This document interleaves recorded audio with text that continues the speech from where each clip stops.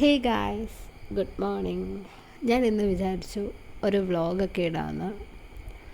And the reason behind this vlog എന്ന് പറയുന്നത് പ്രത്യേകിച്ചൊന്നുമില്ല. ഇന്നൊരു മൺഡേ ആണ്. അപ്പോൾ ഇന്ന് ഒരു ഓഡിറ്റിൻ്റെയൊക്കെ ഒരു ആവശ്യത്തിനായിട്ട് ഒന്ന് ചെങ്ങന്നൂരൊക്കെ പോകേണ്ടി വന്നു.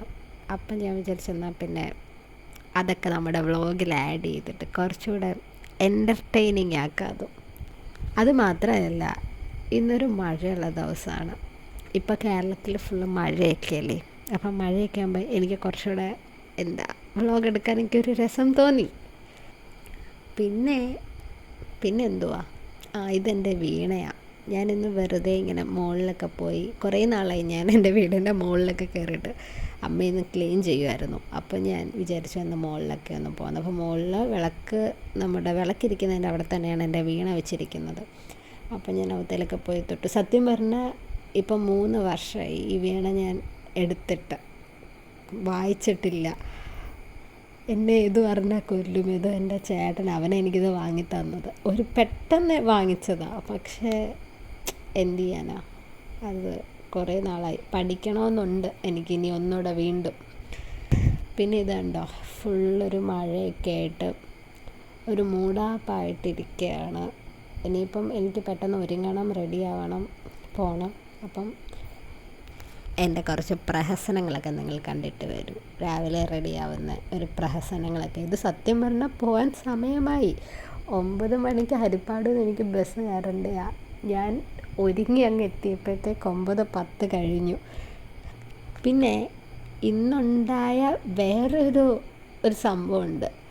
നമ്മൾ ഈ ഒരുങ്ങി ധൃതിയൊക്കെ പിടിച്ച് അവിടെ ചെന്ന് കഴിഞ്ഞപ്പോൾ ഒരു പ്രൈവറ്റ് ബസ് പോലും ഇല്ലായിരുന്നു. നമുക്ക് സത്യം പറഞ്ഞാൽ പോകേണ്ടത് ചെങ്ങന്നൂർക്കാണ്. അപ്പം ഹരിപ്പാട് നമുക്ക് പ്രൈവറ്റ് ബസ്സാണ് ഉള്ളത്. പക്ഷേ ഇന്നൊരു ബസ് പോലും ഇല്ലായിരുന്നു അവിടെ. പിന്നെ രാവിലെ വലിഞ്ഞൊരു KSRTC ബസ്സിൽ കയറി. അതെവിടെ നിർത്തുമെന്നോ എങ്ങോട്ടാണെന്നോ ഒന്നും ഒരു ഐഡിയ ഇല്ലായിരുന്നു. പിന്നെ നമുക്കൊരു നന്ദന ചേച്ചിയുണ്ട്. ചേച്ചിയാണെങ്കിൽ 9 മണിക്ക് മാവേലിക്കര സ്റ്റാൻഡിൽ വന്ന് നിൽക്കുമായിരുന്നു. അങ്ങനെ പിന്നെ ചേച്ചിയും നമ്മൾ കയറിയ വണ്ടിയിൽ തന്നെ കയറി നമ്മൾ എവിടേക്കോ ഇറങ്ങി. പിന്നെ അവിടുന്ന് ഭാഗ്യത്തിന് വേറെ ബസ് കിട്ടി. അങ്ങനെ എങ്ങനെയൊക്കെയോ അവിടെ എത്തി. പിന്നെ മാവേലിക്കര എന്നൊക്കെ പറയുമ്പം ഒരുപാട് മെമ്മറീസ് ഉള്ള സ്ഥലമാണ്. ഞാൻ എൻ്റെ IELTS പഠിച്ച സ്ഥലമാണ്. അവിടെ എനിക്ക് കുറേ ഫ്രണ്ട്സൊക്കെ ഉണ്ടായി. എനിക്കും അതുകൊണ്ട് മാവേലിക്കര പോകുന്നത് എപ്പോഴും ഇഷ്ടമാണ്. കാരണം എനിക്ക് അതുപോലെ മെമ്മറീസ് ഉള്ളൊരു സ്ഥലമാണ്. അവിടുത്തെ ഓരോ ബീഹുഡിൻ്റെ ആ ഭാഗത്ത്, നിങ്ങൾ IELTSന് പോയിട്ടുള്ളവരാണെങ്കിൽ അറിയാം, ബീഹുഡിൻ്റെ അടുത്തുള്ള ഓരോ കടകളും ഓരോരോ മെമ്മറീസാണ്. ഇവിടെയാണ് കേട്ടോ നമ്മൾ ഓഡിറ്റിൻ്റെ ആവശ്യത്തിന് വേണ്ടിയിട്ട് വന്നത്.